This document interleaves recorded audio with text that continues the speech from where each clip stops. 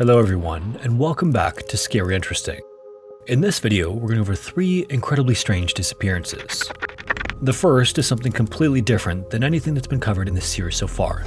Meanwhile, the final story is one of the most infamous disappearances in all of history, and one that was particularly viral online. As of today though, it is still unsolved and extremely strange. As always, viewer discretion is strongly advised.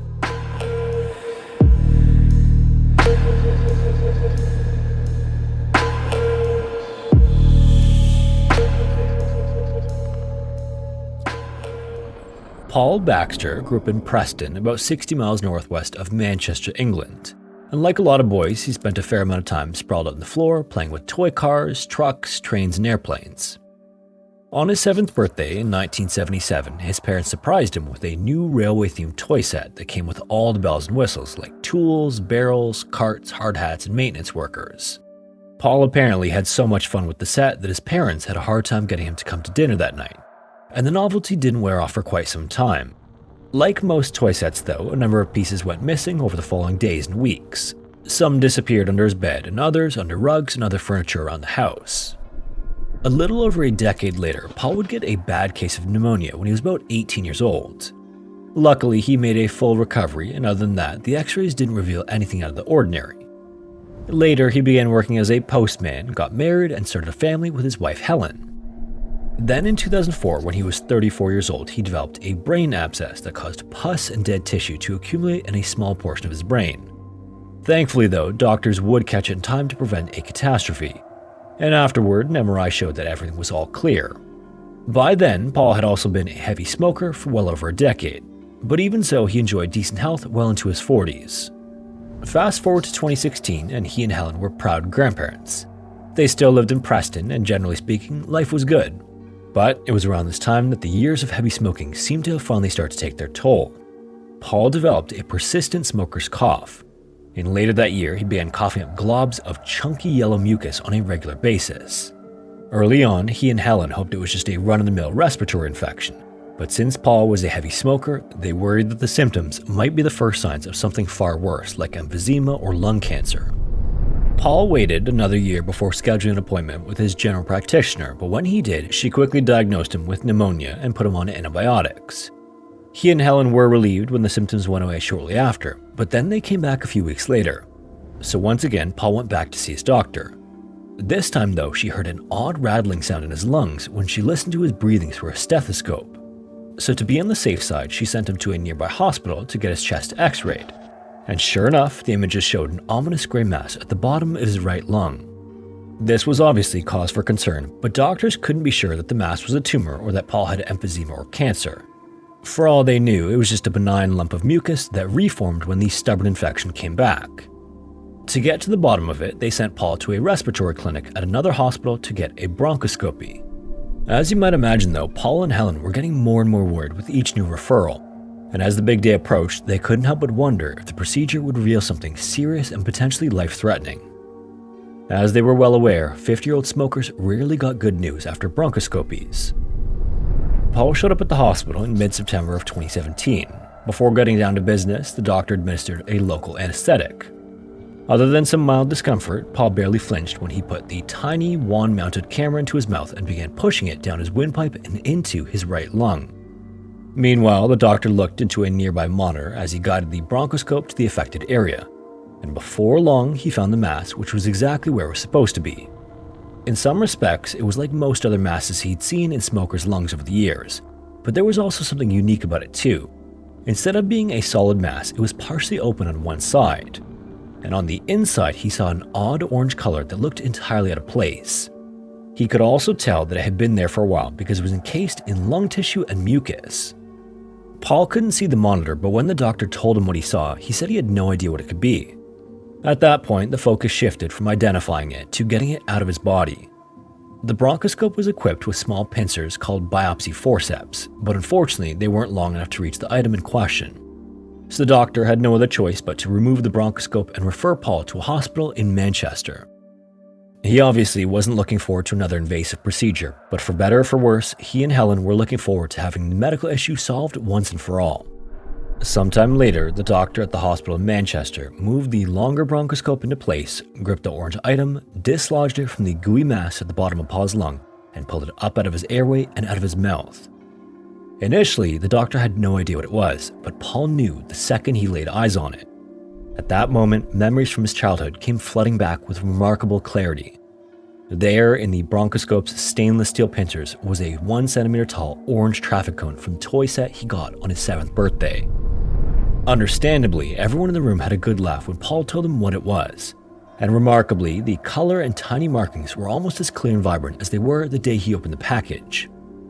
Paul said that he regularly put small parts in his mouth while he was playing, but he didn't remember inhaling the little orange cone. At the time, Paul's healthy 7-year-old body recognized the item for what it was, a foreign invader. But since it couldn't break down the plastic or get it out of his lung, it did the next best thing. It walled it off from the rest of his lung by encasing it in tissue and mucus. Lucky for him, it happened when his airway and lung tissue were healthy and flexible. And the strategy worked for more than 4 decades until the 50-year-old heavy smoker began having symptoms associated with a serious lung infection and possibly something much worse. Unsurprisingly, once the cone was removed, the incessant coughing and pesky mucus went away almost immediately. The case was eventually covered in the British Medical Journal under the title, "An Airway Traffic Jam, a Plastic Traffic Cone Masquerading as a Bronchial Carcinoma." Paul now keeps the little traffic cone in a glass jar as a memento. And although he keeps a closer eye on grandkids when they're playing with small toys, he also described the whole ordeal as absolutely hilarious. Now, as you might have noticed, this wasn't a person disappearing, but still technically a strange and compelling disappearance, at least in my opinion. Sunday, January 16th, 1977 was pretty cold in eastern Pennsylvania. But even so, 2 friends set out on a hike to a popular summit about 75 miles northwest of Philadelphia. Known locally as the Pinnacle, the viewpoint is located on the historic Appalachian Trail near the summit of Blue Mountain. The hike was a rocky 9-mile loop from the parking area to the Pinnacle and back again, and some hikers turn around at the first viewpoint known as Pulpit Rock. But those who continue to the Pinnacle at 1,634 feet, or about 500 meters, get some of the most spectacular views anywhere on the Appalachian Trail. When the 2 hikers made it, the view of the countryside in the winter air was nothing short of breathtaking. Then, after resting and getting their fill of the scenery, they decided to check out a few caves before heading back down to the trailhead and calling it a day. Since most of the caves in the area were pretty well known, they were usually littered with beer cans, cigarette butts, and other garbage. But that day was different. Shortly after entering, the 2 friends stumbled onto something else. There before them, hunched over an old fire pit, sat a gaunt, blue-eyed young man with scraggly red hair. When the initial shock wore off, the horrified hikers realized that he was dead and frozen solid. Police arrived at the cave later that afternoon, and considering what time of year it was immediately odd that the man was only wearing blue slacks and a light suede jacket. He definitely wasn't prepared for the weather, and it looked like he tried to start a fire just before he died. Other than the clothes he was wearing and a blue stone ring on his finger, he didn't have any additional food or camping gear. During the autopsy, the medical examiner was only able to determine that he was somewhere between 25 and 35 years old at the time of his death, and that he'd probably only been there for a day or 2 by the time the hikers found him. Foul play was also quickly ruled out, so in the early going, it looked like a tragic case of an ill-prepared hiker dying from exposure. Then the toxicology report came in. The man apparently died from an overdose of prescription barbiturates. Barbiturates are sedatives that are usually prescribed to patients suffering from anxiety, insomnia, and seizures. They're also misused as recreational substances, and opiate addicts sometimes take them to lessen withdrawal symptoms. All of this taken together led to a puzzling picture, and it led to the question: did the man take too many on purpose, or was it an accident? And what led him to the cave in the first place? And then maybe most importantly, who was the man who tragically died there? After the autopsy, the medical examiner's office gave the man's fingerprint card to the local police. Back then, only a few states had digital fingerprint databases, and the FBI's fingerprint identification system didn't go live until mid-1999. They also released an artist's rendering to television stations and newspapers in the area. This is that rendering. Despite the fingerprints in the sketch though, the young man was never identified, so like nearly all John and Jane Does, he was eventually buried in a public cemetery for unidentified and unclaimed corpses. The mystery man eventually became known as the Pinnacle Man, and he would remain that way for decades. After the burial, his case file and autopsy got lost in the shuffle, and that was almost the end of the Pinnacle Man's story. Then in 2009 though, Pennsylvania Chief Deputy Coroner George Holmes heard about him for the first time. By then, the FBI's fingerprint identification system had been up and running for nearly a decade. Coroner Holmes took an interest in the old case, but all he had to work with were dental records and a grainy copy of the original fingerprints. He first tried identifying the man using dental records, but that was yet another dead end. Then in early 2019, the authorities exhumed the body from the cemetery, extracted DNA, and used it to update the man's profile in the National Missing and Unidentified Persons System. The system then spit out 2 potential matches for unsolved missing persons cases in Illinois and Florida. Unfortunately, neither of those leads panned out either. Finally though, nearly 50 years after the hikers discovered the body in 2024, representatives from the organization asked the Pennsylvania State Police to send them the original fingerprint card that was taken during the autopsy. When the fingerprints were entered into the system, it immediately recognized a match for a man named Nicholas Paul Grubb. So who was Nicholas and how did he end up in that cave? Nicholas grew up in North Philadelphia, but he was actually born in South London on January 3, 1950. That meant he was just 27 years old at the time of his death. He and his older sister Sandra moved to the United States with their grandparents in 1957 when he was only 7 years old. Interestingly, his grandfather Norman was widely regarded as one of the 20th century's most influential Christian evangelists. After serving in the First World War, Norman and his wife Pauline left their lives behind and went to work with their missionary father in the Belgian Congo. The family eventually moved back to London and ran Pauline's father's organization when he died in 1931. Also interestingly, Nicholas's father and grandfather were pretty much polar opposites. Whereas Norman was a man of God, his son Paul became what one newspaper described as the call girl king of London. Paul owned and operated a number of strip clubs as well as an escort service. And as the story goes, police allegedly found a 14-year-old performing a striptease during a raid on one of Paul's clubs. Shortly thereafter, Norman and Pauline moved to the United States with Nicholas and his sister, possibly to distance the grandkids from what they viewed as a bad influence. A little while later, in the fall of that year, Norman wrote that he didn't think his grandson Nicholas was adjusting to life in the United States, and he thought the atmosphere in the local school was far from ideal. About a decade later, after high school, Nicholas, probably much to his grandfather's disappointment, seemed to follow closer to his father's footsteps than his own. Somewhere along the line, he apparently got mixed up with drugs. He also spent some time in Colorado, and while there, he was fingerprinted after a run-in with the local authorities. It was these very fingerprints that identified him decades later. After the identification, the authorities discovered that most of Nicholas's immediate relatives were already dead. The cave where the hikers found Nicholas's body was only about 50 miles from where he grew up with his sister and grandparents. And in hindsight, the police artist's impression was about as accurate as they come. In the fall of 2024, nearly 50 years after his death, Nicholas Paul Grubb was finally laid to rest next to his grandparents at George Washington Memorial Park in Pennsylvania. As you might have noticed though, even despite his identification, what ultimately led him to the cave that day, along with a number of other pieces of his tragic story, is still a mystery. Kenneth Lee Veach, or Kenny, was born in Las Vegas November 20th, 1966, and he was defined by the environment around him. Kenny eventually had a daughter, and the two had a close bond, even though his relationship with her mother didn't work out. As a young father, he spent a lot of time working and hanging out with his daughter, but when he wasn't, he regularly went on epic, multi-day journeys into the vast expanse of mountains and desert outside Las Vegas. And these trips were definitely a little more adventurous than typical exploration. Kenny apparently chased down rattlesnakes and picked them up with his bare hands. He explored abandoned prospector towns, crawled into mine shafts not much wider than he was, and ventured into cave systems that few people even knew existed. At just 5'8" and 140 pounds, he was also fairly well suited for desert exploration. He was lean, wiry, and moderately muscular, and that meant he could travel fast, squeeze into tight spaces, and survive on a few handfuls of trail mix and a couple of bottles of water a day. According to friends and family members, he often spent 2 or 3 nights in the desert with bare bones gear and provisions. In most cases, he didn't even take a map or a compass. Maybe the only thing he regularly carried other than his water was his camera because he liked filming his exploits.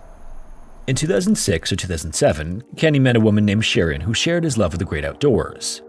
They began dating immediately, and once they got to know one another, she occasionally joined him on his trips into the desert. Then in 2011 and 2012, Kenny started his Snake Bit McGee YouTube channel because he wanted to share his videos. He also spent a fair amount of time watching similar videos on other channels, and he regularly posted comments.